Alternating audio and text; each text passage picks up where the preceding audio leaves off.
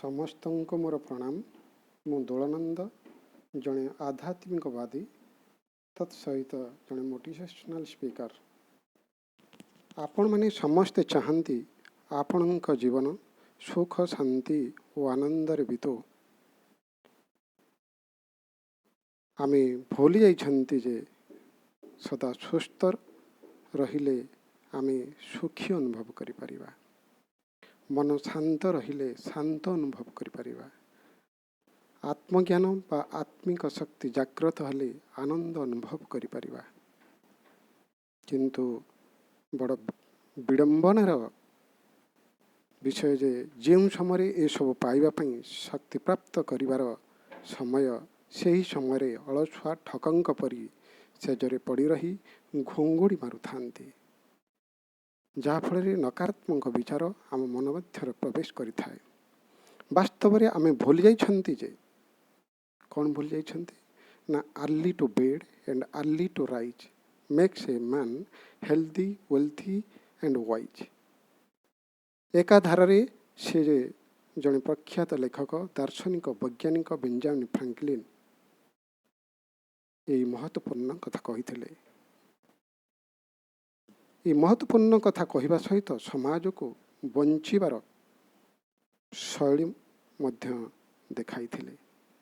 ଏ ସଂସାରରେ ମଣିଷ ଆଜି ଇନ୍ଦ୍ରିୟ ସୁଖପ୍ରାପ୍ତ ପାଇଁ କାମନା ବାସନାରେ ପୀଡ଼ିତ ହୋଇ ରାତି 2ଟା 3ଟା ପର୍ଯ୍ୟନ୍ତ ନହେଲେ ସେଜକୁ ଯାଉନାହାନ୍ତି। ରାତି 3ଟା 4ଟା ପରେ ସେଜକୁ ଯାଇ ସକାଳ 8ଟାରୁ 9ଟାରେ ବିଛଣା ଛାଡ଼ୁଛନ୍ତି। ଏ କି ବିଚିତ୍ର ଦୁନିଆ!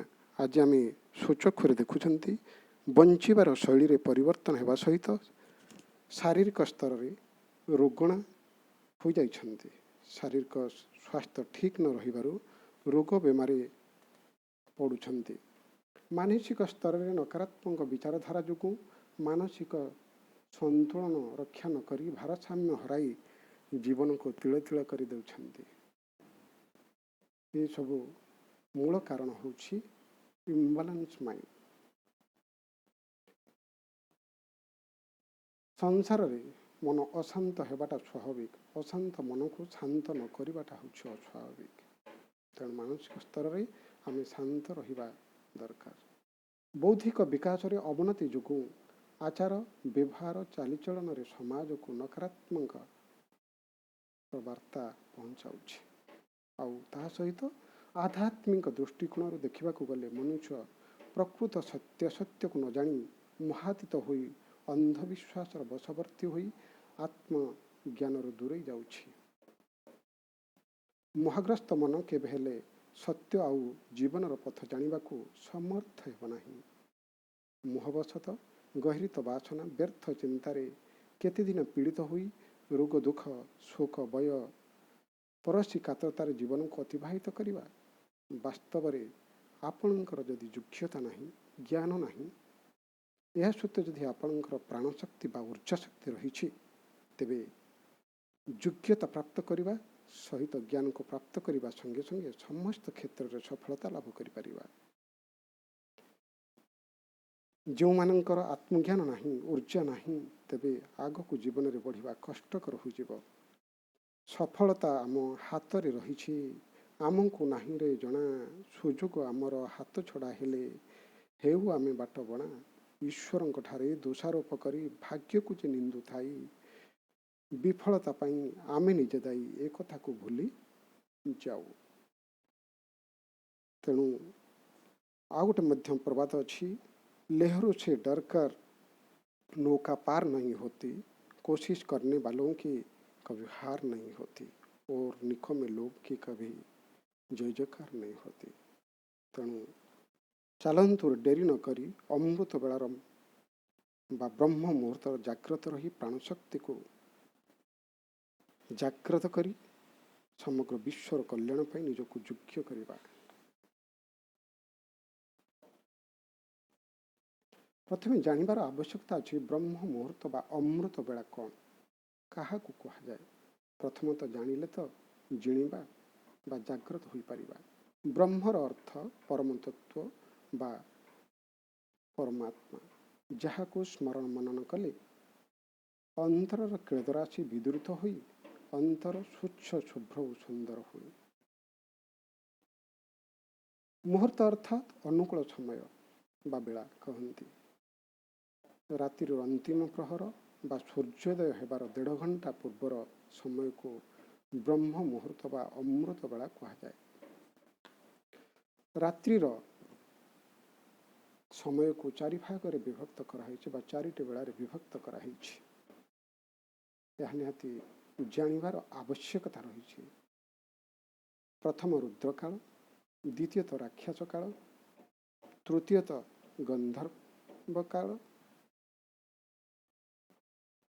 ଚତୁର୍ଥ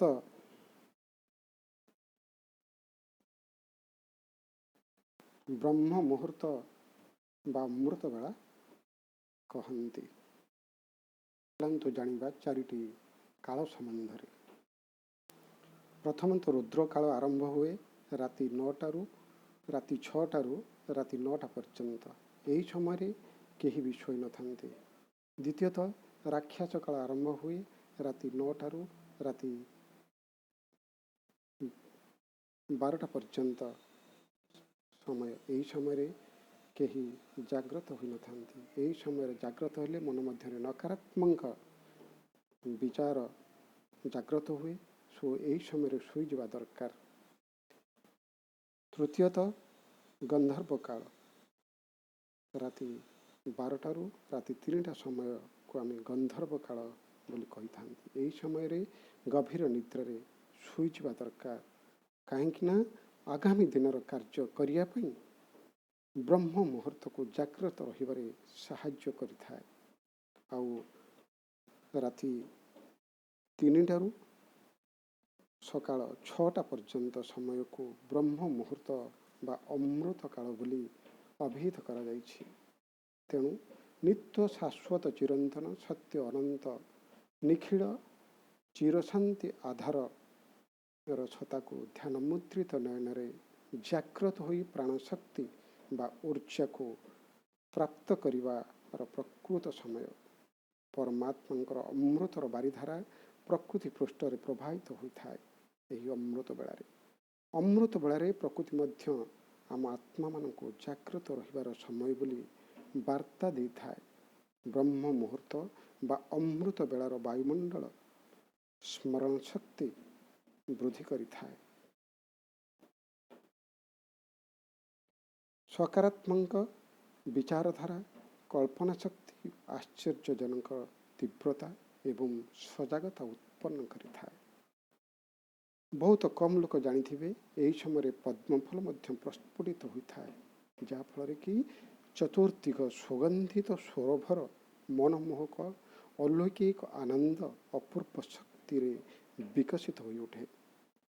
ମନୁଷ୍ୟ ନିଜର ଜୀବନ ରକ୍ଷା ନିମିତ୍ତ ବ୍ରହ୍ମ ମୁହୂର୍ତ୍ତରେ ଶଯ୍ୟାତ୍ୟାଗ କରି ଦୁଃଖନାଶ ନିମନ୍ତେ ଗୁପ୍ତ ମନର କାମନା ବାସନା ଚଞ୍ଚଳ ମନୋବୃତ୍ତି ଗୁଡ଼ିକର ବିନାଶ ନିମନ୍ତେ ପରମ ପବିତ୍ର ଆନନ୍ଦମୟ ସୁଖର ସାଗର, ଜ୍ଞାନର ସାଗର, ପ୍ରେମର ସାଗର ପରମାତ୍ମାଙ୍କ ସହିତ ଯୋଗ ଲଗାଇ ନିର୍ଭୟତା, ଅନ୍ତର୍ମୁଖତା, ଧୈର୍ଯ୍ୟତା, ନମ୍ରତା, ପବିତ୍ରତା, ମଧୁରତା, ସହନଶୀଳତା, ହର୍ଷିତ ମୁଖତାର ଦିବ୍ୟ ଗୁଣ ଅଧିକାରୀ ହୋଇପାରିବ।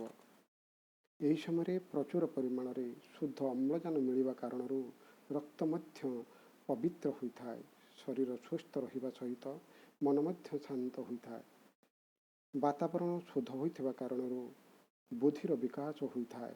ଆଉ ତା ସହିତ ଶୁଭ ଭାବନା, ପବିତ୍ର ଚିନ୍ତନ, ସକାରାତ୍ମକ ବିଚାରଧାରା, ପ୍ରାଣଶକ୍ତି ବା ଊର୍ଜା ଶକ୍ତି ଯୋଗୁଁ ଦିନସାରା ମନ ମଧ୍ୟରେ ନୂଆ ସ୍ଫୂର୍ତ୍ତିର ସଞ୍ଚାର ହୋଇଥାଏ।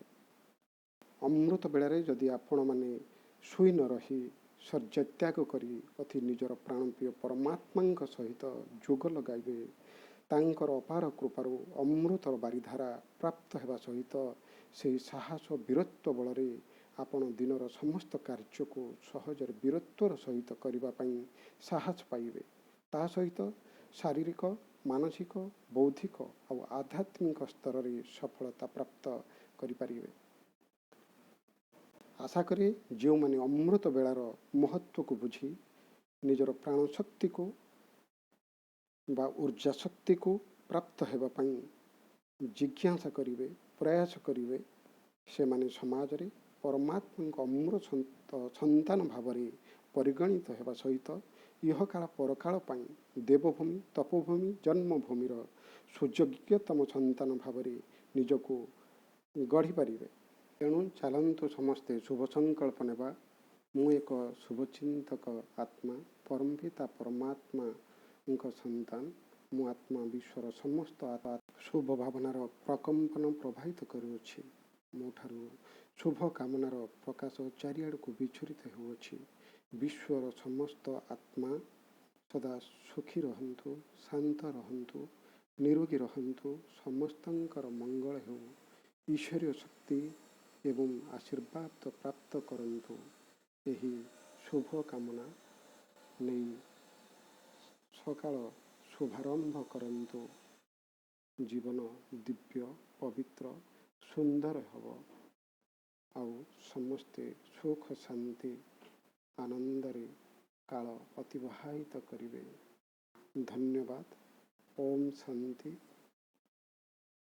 वंदे मातरम, वंदे मातरम, वंदे मातरम। ओम शांति। धन्यवाद। सब्सक्राइब करने को कहीं भूलिबे नहीं। जय।